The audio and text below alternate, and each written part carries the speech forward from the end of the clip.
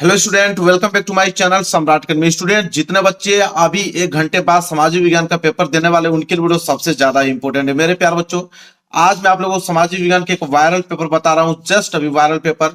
और 825 IJ code है मेरे प्यार बच्चों। 1 घंटा भी समय आपके पास मेरे पास हो, इस वीडियो को पूरा का पूरा देख के जाना। स्पीड अगर आपको कम समय है तो 2x पर स्पीड कर लो, लेकिन इस वीडियो को जरूर से जरूर देख के जाना। अगर आपको 70 में 70 नंबर सामाजिक विज्ञान में चाहिए तो बिल्कुल कंप्लीट सोल्यूशन कराने वाला हूं। मानचित्र वगैरह सब कुछ कंप्लीट इस पेपर में है।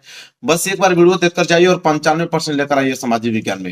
वीडियो को लाइक कर देना, चैनल पे नए चैनल को जरूर सब्सक्राइब कर लेना। जो पेपर बताता हूँ सेम टू सेम आप लोगों को पेपर एग्जाम में आता है, तो आप देख कर जाइए। और यह पेपर आपके एग्जाम में छपने वाला है। समय 3 घंटे 15 मिनट, 2.5 घंटे के अंदर में पूरा का पूरा क्वेश्चन पेपर कॉल करके चले आओगे। एडमिट कार्ड लेकर जाना, अनुक्रमांक और नाम यहाँ पे डालीजिएगा मेरे प्यारे बच्चों।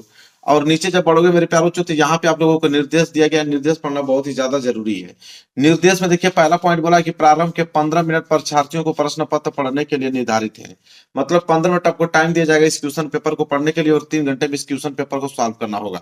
चित्रकला वगैरह जितना भी पेपर बताया था पूरा का पूरा सेम आया था मेरे प्यार बच्चों। यकीन मानिए, आप सामाजिक विज्ञान का भी पेपर देख के जाइए, पूरा का पूरा क्वेश्चन बचेगा और अच्छे नंबर से आप परसेंटेज लेकर आओगे।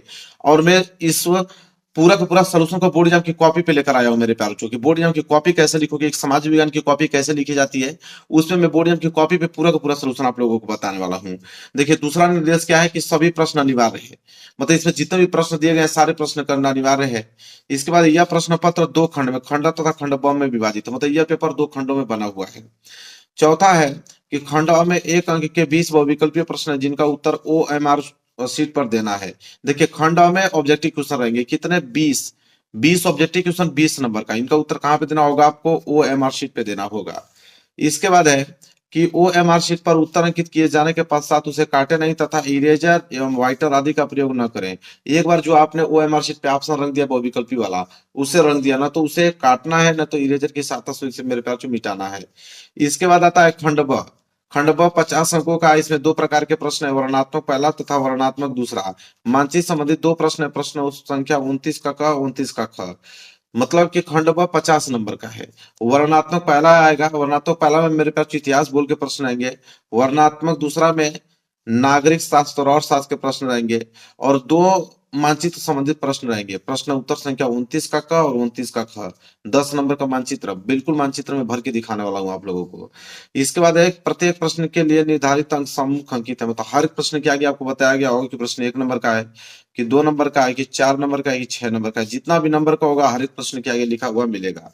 तो मेरे प्यार से निर्देश था, निर्देश पढ़ के मैंने बता दिया। पेपर इधर से स्टार्ट में दिखाता हूँ आपको। देखिए, 2 निर्देश और बचे हैं, 2 निर्देश और देख लीजिए।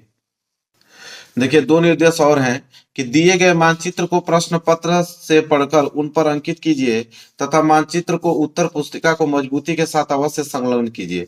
कहने का मतलब कि जो आपको मानचित्र मिलेगा वो मानचित्र को आपको भरना है और उसे भी उत्तर पुस्तिका के साथ संलग्न करना है। इसके बाद दृष्टिबाधित परीक्षार्थियों के लिए मानचित्र कार्य के स्थान पर अलग के प्रश्न लिखने के लिए दिए गए। मतलब जो आंखों से कमजोर हैं उनके लिए भी मानचित्र कार्य अलग से इस पेपर में दिया गया है। पेपर यहाँ से स्टार्ट है। सबसे पहले खंड अ में बहुविकल्पीय प्रश्न रहेंगे। ठीक है, 20 बहुविकल्पीय प्रश्न 20 नंबर का। देखिए, पहला प्रश्न क्या दिया है इसने, निम्नलिखित में से किसने एक गुप्त संगठन यंग इटली बनाया था। वेरी वेरी मोस्ट इंपोर्टेंट है। तो निम्नलिखित में किसने एक गुप्त संगठन यंग इटली बनाया था। 4 ऑप्शन आपके पास है मेरे पास, जो वो है आपके जूसेफ मेसनी ने। बी वाला ऑप्शन जो है बिल्कुल राइट आंसर हो जाएगा। इसके बाद देखिए, दूसरा क्या है कि कार्न लॉ से संबंधित देश है। 1 नंबर के लिए प्रश्न है। तो कार्न लॉ से संबंधित देश इन 4 ऑप्शन में से कौन है, वह है आपके ब्रिटेन। कौन है मेरे प्यारे बच्चों, ब्रिटेन है। डी वाला ऑप्शन जो है बिल्कुल राइट आंसर हो जाएगा। दूसरे का डी आपको रंगना है। तीसरा है नेपोलियन बोनापार्ट की पराजय कब हुई थी। वेरी वेरी मोस्ट इंपोर्टेंट प्रश्न दे दिया। तो 1815 ईस्वी में हुआ था। बी वाला ऑप्शन जो है बिल्कुल राइट आंसर हो जाएगा। आगे बढ़ते हैं, अगला प्रश्न देख लीजिए। प्रश्न नंबर 4 कह रहा है कि महामंदी का सबसे बड़ा बुरा असर पड़ा।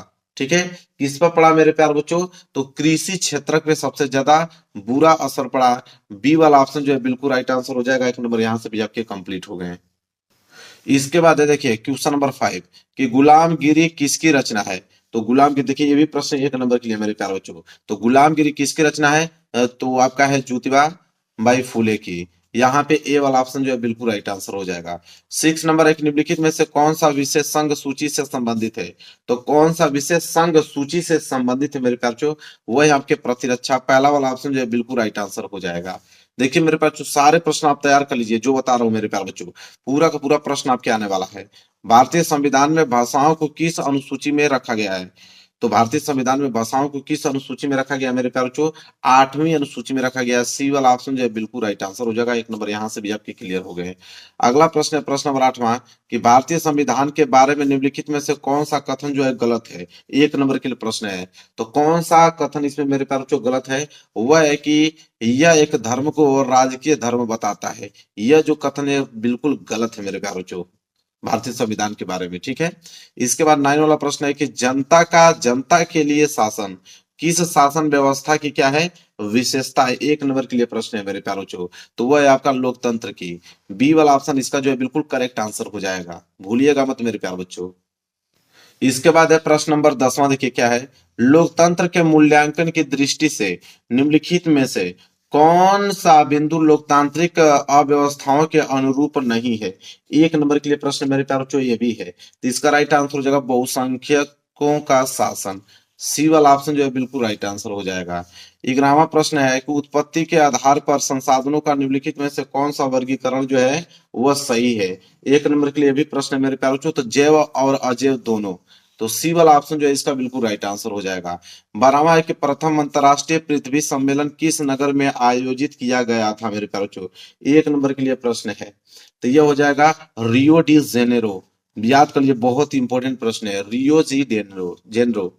इसके बाद 13वां की खरीफ की फसलों के बोए जाने का समय है मेरे प्यारे बच्चों, ये तो बहुत ही ज्यादा सिंपल प्रश्न दे दिया, जून से जुलाई कहाँ गया भाई?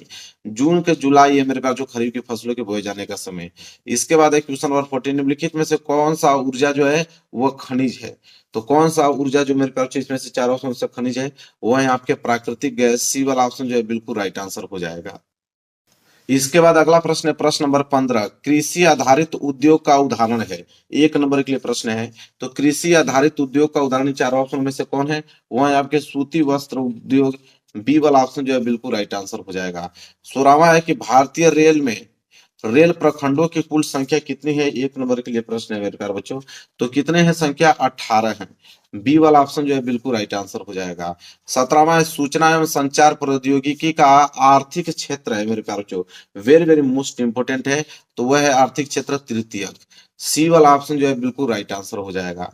18वां प्रश्न देख लीजिए, उपभोक्ता सुरक्षा अधिनियम किस वर्ष पारित किया था, मतलब किस वर्ष पारित हुआ था? वेरी वेरी मोस्ट इंपोर्टेंट प्रश्न को आप कह सकते हो मेरे बच्चों। तो उपभोक्ता सुरक्षा अधिनियम किस वर्ष पारित हुआ? 1986 में। बी वाला ऑप्शन जो है बिल्कुल राइट आंसर हो जाएगा। 19वां प्रश्न देखिए, किसी देश का विकास आधारित होता है, किस पर आधारित होता है मेरे प्यारे बच्चों? तो प्रति व्यक्ति आय पर, औसत साक्षरता दर पर, लोगों की स्वास्थ्य की स्थिति पर, बिल्कुल तीनों पे मेरे प्यारे बच्चों, इसलिए ये सभी जो है बिल्कुल राइट आंसर हो जाएंगे। 20वां है कि मनरेगा कार्यक्रम किस वर्ष आरंभ हुआ? ठीक है, तो मनरेगा कार्यक्रम किस वर्ष प्रारंभ हुआ? 1 नंबर के लिए भी प्रश्न, लास्ट प्रश्न है ऑब्जेक्टिव क्वेश्चन का, तो वर्ष 2005 में हुआ था। तो 20 के 20 ऑब्जेक्टिव क्वेश्चन मैंने बता दिया, 20 के 20 ऑब्जेक्टिव क्वेश्चन बिल्कुल आपका सही होना चाहिए, एक प्रश्न आपको बचना नहीं चाहिए। अब इधर से खंड ब स्टार्ट है, उसे मैं बोर्ड एग्जाम की कॉपी पे लिख के दिखाने वाला हूँ मेरे प्यारे बच्चों, तो यहाँ 20 में 20 आपके सही होने चाहिए। चलिए अब हम उसको देखते हैं, खंड ब को कराएगा। सबसे पहले यहां से स्टार्ट होंगे आपके खंड ब वर्णात्मक प्रश्न। ठीक है, तो सबसे पहले आप लिखोगे खंड ब वर्णात्मक प्रश्न, यहाँ पे ऐसे लिखना पड़ेगा आपको। ठीक है, इसके बाद क्या है, कह रहा है कि उत्तर लगभग 80 शब्दों में लिखना है। कोई भी उत्तर दोगे 80 शब्द में होना चाहिए। प्रश्न 21 कर रहे हो तो डालोगे प्रश्न उत्तर संख्या 21। ठीक है, देखिए क्या है प्रश्न कि भारत की आर्थिक और राजनीतिक स्थिति पर प्रथम विश्व युद्ध के प्रभावों का विश्लेषण कीजिए। Very very most important question है, तो इसका उत्तर कैसे लिखोगे? लिखोगे कि प्रथम विश्व युद्ध के भारतीय समाज व अर्थव्यवस्थाओं पर निम्नलिखित प्रभाव पड़े। इसको आप ब्लैक पेन से लिखोगे तो और अच्छा लगेगा। ठीक है, इसके बाद यहाँ पे पॉइंट बना के आपको लिखना पड़ेगा। देखिए पहला पॉइंट लिखोगे, मैंने कहा था कि सामाजिक विज्ञान का जो आप लोगों का एक कॉपी लिखा जाता है, पॉइंट में जितना लिखोगे उतना बेहतरीन नंबर आपको मिलेगा। पहला पॉइंट लिखोगे, इस विश्व युद्ध ने एक नई आर्थिक और राजनीतिक स्थिति पैदा कर दी है। इसके बाद दूसरा लिखोगे, इसके कारण रक्षा व्यय में भारी इजाफा हुआ। तीसरा लिखोगे इस खर्चे की भरपाई करने के लिए युद्ध के नाम पर कर्जे लिए गए और करों में क्या की गई, वृद्धि की गई। चौथा पॉइंट लिखोगे कि सीमा शुल्क बढ़ा दिया गया और आयकर शुरू किया गया। युद्ध के दौरान कीमतें तेजी से बढ़ गई थी। पांचवा पॉइंट लिखोगे कि 1913 से लेकर 1918 के बीच कीमतें जो है दुगनी हो चुकी थी, जिसके कारण आम लोगों की मुश्किलें जो है बढ़ गई थी। फिर लिखोगे अगला पॉइंट, गांवों में सिपाहियों का जबरन भर्ती किया गया, जिसके कारण ग्रामीण इलाकों में व्यापक गुस्सा था। इसके बाद अगला पॉइंट लिखोगे 1918 से लेकर 1919 और 1920 से लेकर 1921 में देश के बहुत सारे हिस्सों की फसलें खराब हो गई, जिसके कारण खाद्य पदार्थों, अभी आप लोगों का कॉपी भर गया, कोई दिक्कत नहीं है, आप इसका आंसर और इधर लिख सकते हैं। ठीक है, कॉपी भर जाए, पेज को पलट दीजिए। फिर लिखोगे का भारी अभाव पैदा हो गया। इसके बाद अगला पॉइंट लिखोगे उसी समय फ्लू की महामारी फैल गई। इसके बाद लिखोगे 1921 की जनगणना के मुताबिक दुर्भिक्ष और महामारी के कारण 120-130 लाख लोग जो हैं वो मारे गए। अब मेरे प्यार जो देखिए, इतना पॉइंट बना के लिखोगे ना, पूरा का पूरा नंबर मिलेगा। तो भारत की आर्थिक और राजनीतिक की स्थिति पर प्रथम विश्व युद्ध के प्रभाव का विश्लेषण मैंने बता दिया। अगर आप ये प्रश्न नहीं करना चाहते हैं, 4 नंबर के लिए प्रश्न था, अगर आप नहीं करना चाहते हैं तो अथवा करके एक प्रश्न और दिया गया है कि प्रौद्योगिकी ने किस प्रकार वैश्वीकरण की प्रक्रिया को बढ़ावा दिया और किन 2 कारणों की व्याख्या कीजिए। ये भी प्रश्न 4 नंबर का, दोनों में से कोई एक ही करना है, लेकिन मैं तो आंसर दोनों को बताऊंगा। अगर ये वाला प्रश्न करना होगा तो आप इसको कैसे करोगे, लिखोगे प्रश्न उत्तर संख्या 21 का अथवा, फिर उत्तर में लिखोगे पॉइंट बना के, पहला पॉइंट कि विभिन्न देशों के बीच परस्पर संबंध और तीव्र एकीकरण की प्रक्रिया को ही हम लोग क्या कहते हैं, वैश्वीकरण कहते हैं। फिर लिखोगे वैश्वीकरण की प्रक्रिया को बढ़ावा देने में निम्नलिखित कारण है। कौन कौन से कारण हैं, तो पहला उदारीकरण। उदारीकरण हेडिंग डालने के बाद लिखोगे सरकार द्वारा व्यापार अवरोधकों को हटाने की प्रक्रिया को ही उदारीकरण कहते हैं। उदारीकरण के कारण अनेक देशों के बीच व्यापार तथा निवेश को बढ़ावा मिला। वैश्वीकरण की प्रक्रिया में बहुराष्ट्रीय कंपनियां प्रमुख भूमिका निभा रहा है। इसके बाद दूसरा जो है वह है आपका उन्नत प्रौद्योगिकी।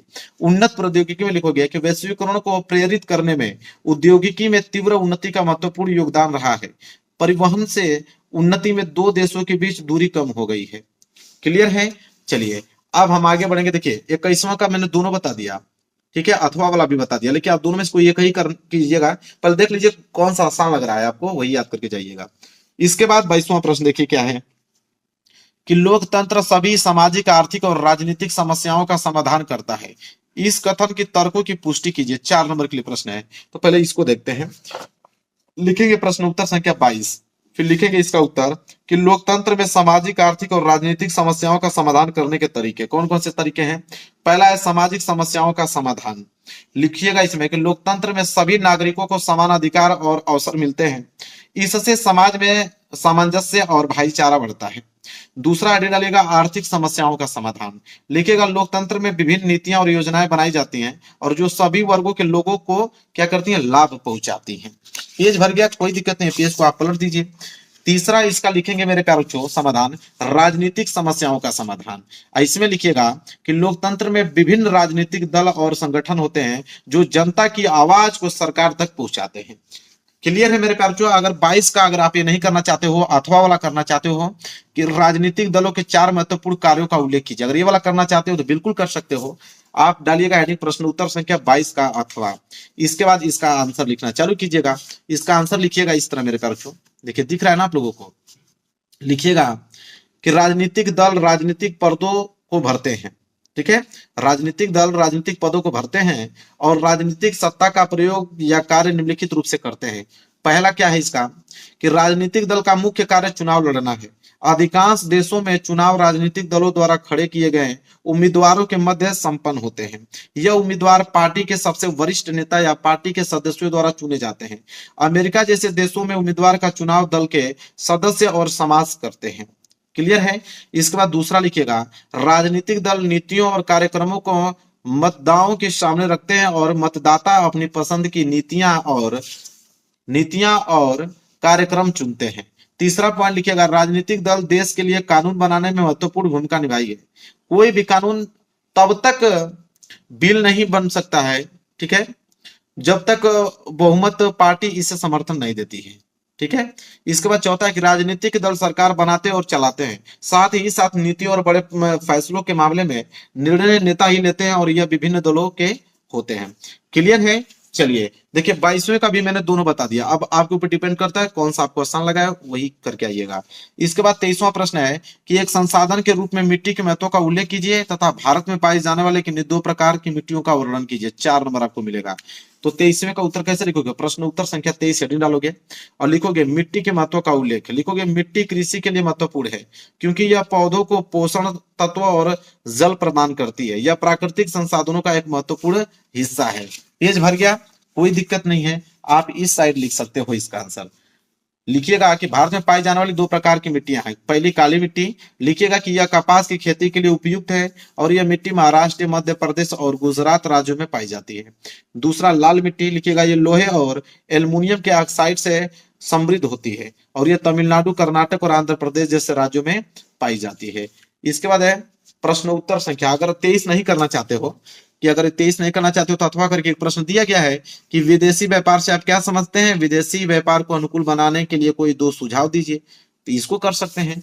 तो प्रश्न उत्तर संख्या 23 का अथवा लिखोगे विदेशी व्यापार से तात्पर्य, लिखोगे विदेशी व्यापार का अर्थ है एक देश से दूसरे देश के बीच वस्त्रों, सेवाओं और पूंजी का आदान प्रदान करना, या एक देश से दूसरे देशों के बीच किसी वस्तु का आयात या निर्यात करना विदेशी व्यापार कहलाता है। इसके बाद लिखिएगा इसे अनुकूल बनाने के लिए सुझाव कौन कौन से। पहला, व्यापार समझौतों को सरल बनाता है और दूसरा, निर्यात को प्रोत्साहित करने के लिए सब्सिडी और प्रोत्साहन देता है। क्लियर है, मैंने दोनों बता दिया। अब आगे बढ़ेंगे प्रश्न नंबर 24 की तरफ। अगला प्रश्न देखिए, प्रश्न नंबर 24 क्या है कि भारतीय कृषि पर वैश्वीकरण के प्रभाव पर टिप्पणी कीजिए। 4 नंबर आपको मिलेगा। तो लिखेंगे प्रश्न उत्तर संख्या 24, हेडिंग डालेंगे भारतीय कृषि पर वैश्वीकरण का प्रभाव। लिखेंगे कि वैश्वीकरण ने भारतीय कृषि को अंतर्राष्ट्रीय बाजारों के साथ जोड़ दिया है जिससे किसानों को बेहतर मूल्य मिल सकते हैं, लेकिन इससे प्रतिस्पर्धा भी बढ़ी है और छोटे किसानों को चुनौतियों का सामना करना पड़ता है।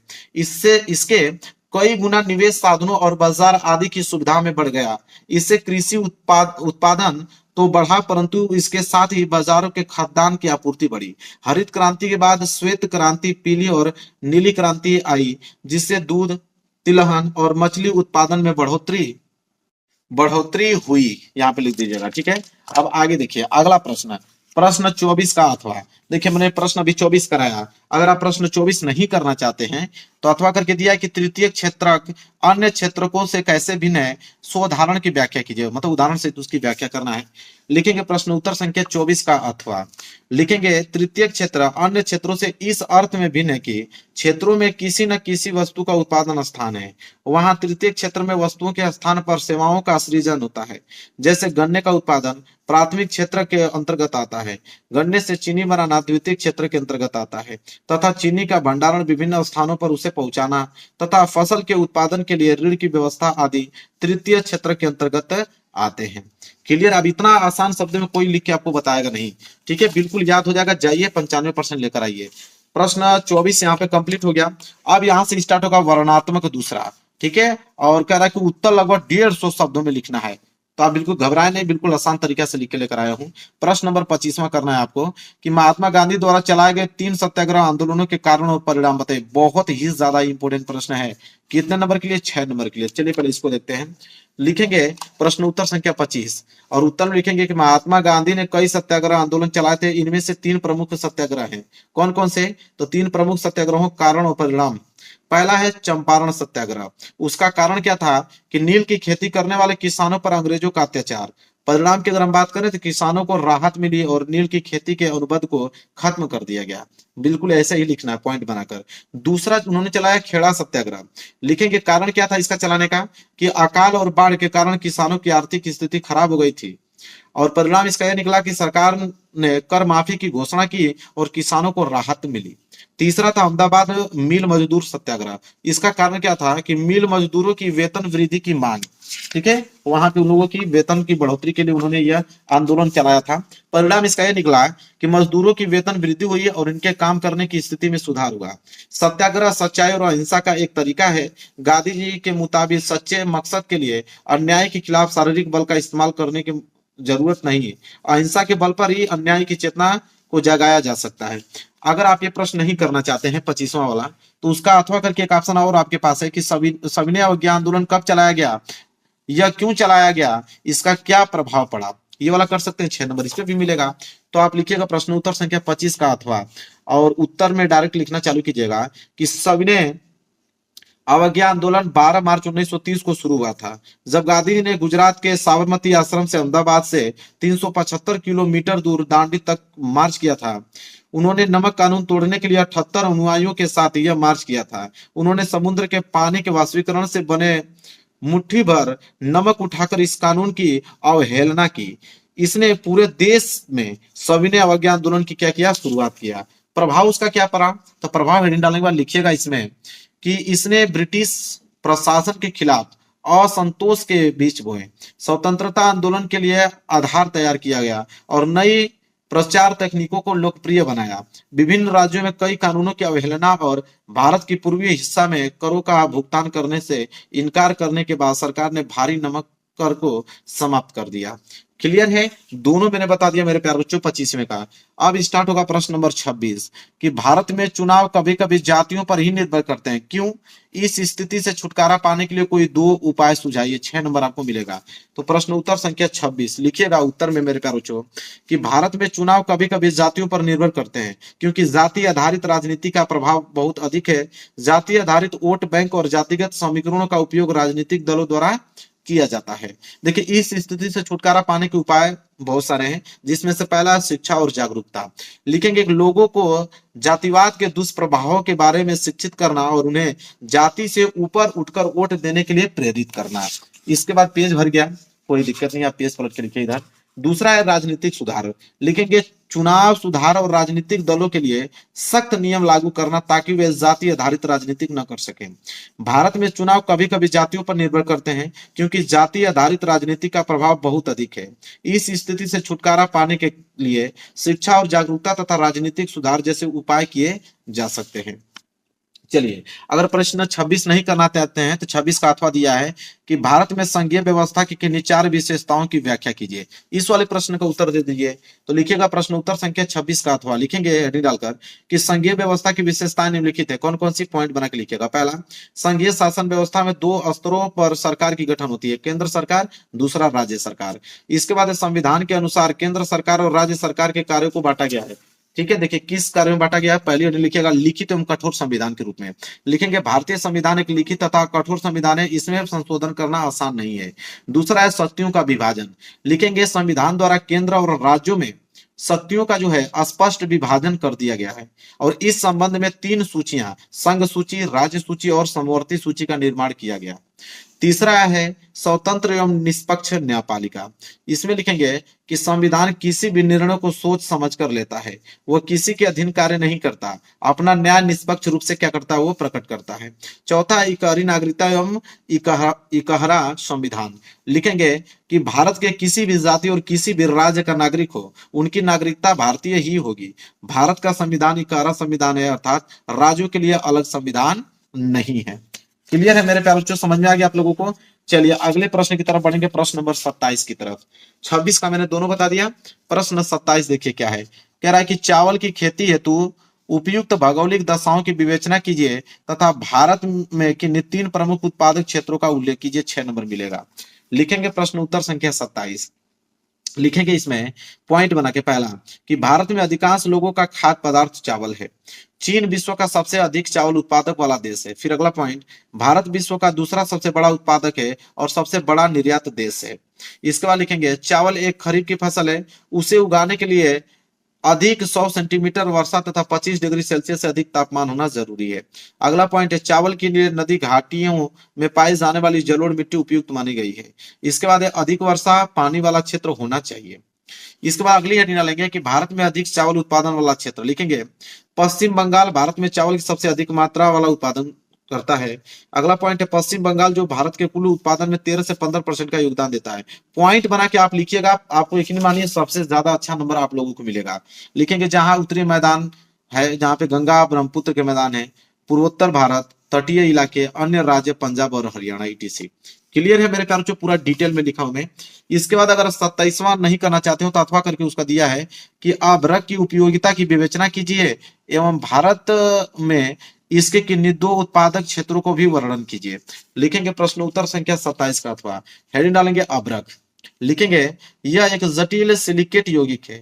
इसमें पोटेशियम, सोडियम और लिथियम जैसे पदार्थ मिले होते हैं।